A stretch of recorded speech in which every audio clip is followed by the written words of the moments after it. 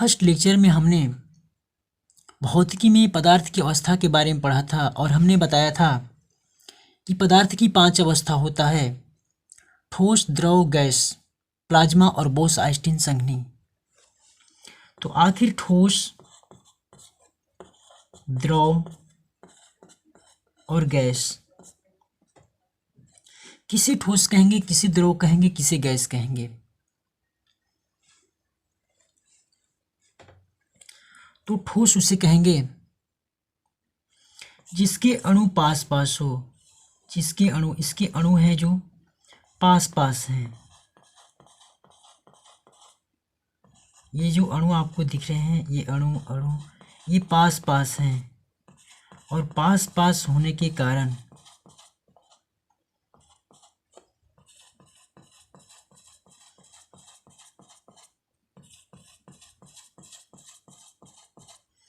जिसके अणु पास पास हैं वो ठोस हैं, और द्रव जिसके अणु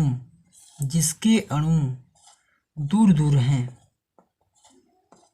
ये क्या है? ये द्रव है। और गैस जिसके अणु इससे भी दूर दूर हैं, मतलब यहाँ यहाँ यहाँ यहाँ, तो ये गैस अवस्था है।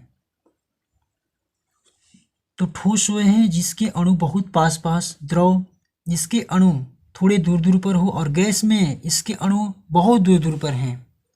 तो आपको इतना समझ में आ गया कि ठोस किसे कहेंगे, द्रव किसे कहेंगे और गैस किसे कहेंगे। लेकिन इसके अणु कितने भी पास पास हो, कुछ तो जगह बचता होगा। तो ठोस में क्या क्या चीज़ें आएंगी? तो जो कठोर अवस्था में हो ठोस आएंगे। ईंट क्या है? ठोस है। पत्थर क्या है? ठोस है। दीवार क्या है? ठोस है। तो आप समझ पाए कि ये सब ठोस हैं। द्रव में क्या क्या आएगा?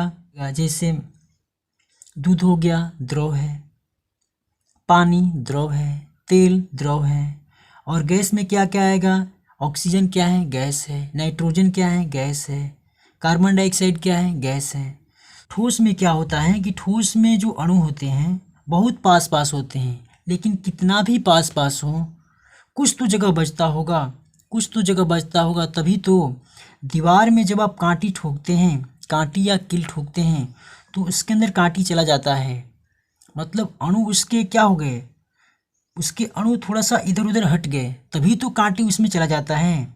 और द्रव में इसके अणु हैं थोड़े दूर दूर पर हैं, तभी तो आप जब पानी में पैर डालते हैं तो आपका पैर पानी में चला जाता है, या पूरा शरीर आप उसमें डुबकी लगाते हैं पानी में तो आपका शरीर पूरा पानी में चला जाता है, क्योंकि उसके अणु दूर दूर पर हैं और उसी गैप में आप प्रवेश कर रहे हैं, उसके अणु जो हैं इधर उधर हट जाते हैं। और गैस में क्या होता है? गैस जैसे वायु में क्या होता है? वायु में इसके अणु दूर दूर हैं, तभी तो कोई भी गाड़ी या कोई मनुष्य आसानी से घूम फिर लेता है, क्योंकि इसके अणु दूर दूर हैं, ये हमें धक्का नहीं दे रहे हैं। लेकिन जब तेज आंधी आती है तो तेज आंधी आने के कारण इसके अणु मान लीजिए कोई वृक्ष है, ये कोई वृक्ष है, तो तेज आंधी आने के कारण ये जो अणु हैं, अणु की रफ्तार बढ़ जाती है, क्योंकि जब तेज रफ्तार से वायु चलेगी तो इसके अणु धक्का देते हैं, और अणुओं की संख्या बढ़ जाती है, क्योंकि तेज रफ्तार होने के कारण अणुओं की संख्या बढ़ जाती है। और ये अणु होते हैं जो धक्का देते हैं, यही अणु धक्का देते हैं जिसके कारण से पेड़ टूट जाता है या उखड़ जाता है। द्रव में क्या होता है? जब शांत जल होता है तो आप पैर इसमें रखना चाहें रख लेते हैं आसानी से, या इसमें डुबकी लगाना चाहते हैं आसानी से लगा लेते हैं। लेकिन जब तेज रफ्तार में जल इधर बह रहा है, जल इधर से इधर नीचे की तरफ आ रहा है, आप पैर यहाँ रखें कि आपका पैर इधर हो जाता है, क्योंकि इसके अणु आपको धक्का दे रहे हैं, क्योंकि तेज रफ्तार में हैं और अणुओं की संख्या क्या है? बढ़ गई हैं। जब किसी ठोस से किसी व्यक्ति या किसी जीव को मारा जाता है तो उसे चोट ज़्यादा लगती है, क्योंकि इसमें अणुओं की संख्या ज़्यादा है, और यही अणु हैं जो चोट पहुंचाते हैं। और द्रव से अगर किसी व्यक्ति को से पानी फेंका जाए तो उसे चोट कम लगेगा, क्योंकि द्रव में अणुओं की संख्या कम है, वे हमें धक्का बहुत कम देंगे। जब आप ठोस को गर्म ठोस को जब आप गर्म करेंगे तो क्या हो जाएगा। मान लीजिए लोहा है, लोहा को आप गर्म कर रहे हैं, लोहा क्या है, ठोस है, और आप इसे गर्म किए तो द्रव अवस्था में हो जाएगा। मान लीजिए पानी है, तो क्या है, पानी, पानी द्रव अवस्था में है, और द्रव को आपने गर्म किया, क्या हो गया, गैस अवस्था में जाएगा। तो कहने का तात्पर्य है कि ठोस को गर्म करने पर द्रव हो रहा है, और द्रव को गर्म करने पर क्या हो रहा है, गैस हो रहा है। तो इसके उल्टा अगर आप गैस को ठंडा करेंगे तो द्रव, द्रव को ठंडा करेंगे, गर्म नहीं करना है, ठंडा करना है, तो ठोस। जैसे मान लीजिए पानी, जैसे मान लीजिए पानी है, पानी को आप, पानी है, मान लीजिए पानी है, पानी को आप ठंडा करेंगे, फ्रिज में रख दिए, ठंडा बहुत किए तो क्या हो जाएगा, ठोस हो जाएगा, जम जाएगा, बर्फ़ की सिल्ली बन जाएगी, तो ठोस अवस्था में हो जाएगा।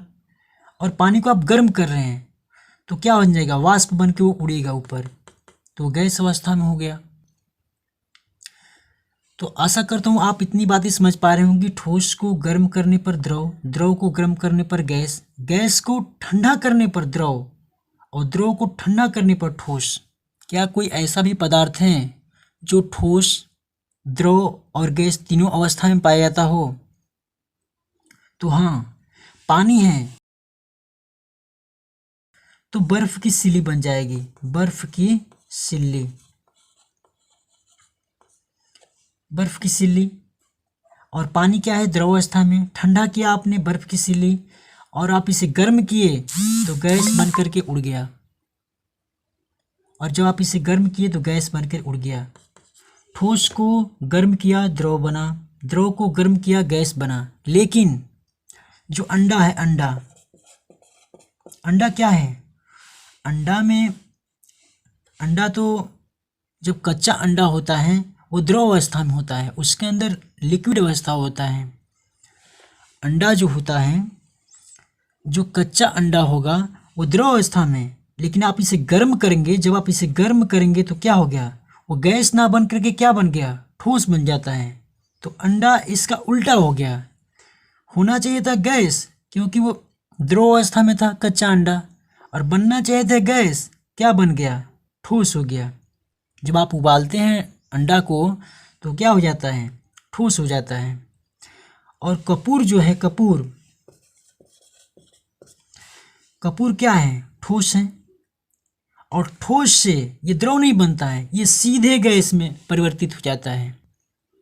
ये रासायनिक अभिक्रिया करके कपूर जो है ये ठोस अवस्था में रहता है, और ठोस से सीधे ये द्रव नहीं बनता है, सीधे रासायनिक अभिक्रिया करके गैस बन जाता है। कभी कभी आप दुकान पर गए होंगे तो आप 8 कपूर लेकर आएंगे, और रास्ते में पता चलेगा कि आपके पास 6 ही कपूर है, 2 कपूर उड़ जाएंगे। इसीलिए अगर दुकानदार चालाक हो तो कपूर के साथ में दाल, दाल या कोई चीज़ें मिला कर देता है, जिससे उसका रिएक्शन रुक जाता है। जब आप दुकान पर जाते हैं कपूर लेने तो दुकानदार अगर चालाक हो, अगर आप कपूर मांगेंगे तो दुकानदार कपूर आपको देगा, लेकिन साथ साथ आपको, कपूर के साथ साथ आपको उसमें दाल या कोई चीज़ें मिला कर देगा, जिससे कि कपूर का जो रिएक्शन है ठोस से सीधे गैस में परिवर्तित होने का, वो रासायनिक अभिक्रिया रुक जाता है।